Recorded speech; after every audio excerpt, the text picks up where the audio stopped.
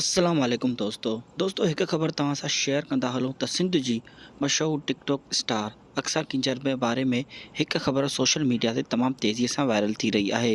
दोस्तों चयो वञे थो त अक्सा किंजर हिकु कार एक्सीडेंट में लाॾाणो करे वई आहे। दोस्तों सोशल मीडिया मुताबिक़ लाड़काने खां हैदराबाद वेंदे लकी शाह सदर वटि ख़तरनाक मोड़ ते ट्रैक्टर जो कार खे टक्कर लॻण सबबि अक्सा किंजर मौक़े ते फ़ौत, संदसि नंढो भाउ ऐं ड्राइवर सख़्तु ज़ख़्मी, जिन खे सेवन हॉस्पिटल रेफर कयो वियो आहे। दोस्तों इहा ख़बर सोशल मीडिया ते तमामु तेज़ीअ सां वायरल थी वई आहे, जंहिंखां पोइ सिंधी मीडिया जे अदाकारनि अशफ़ाक़ जमाली ऐं अक्सा किंजर ख़ुदि इन ॻाल्हि जी वज़ाहत कई आहे। दोस्तों राजा मेमून चवे थो त अक्सा जमालीअ खे कुझु बि नाहे थियो, हूअ बिल्कुलु ठीकु ठाकु आहे ऐं पंहिंजे घर में आहे।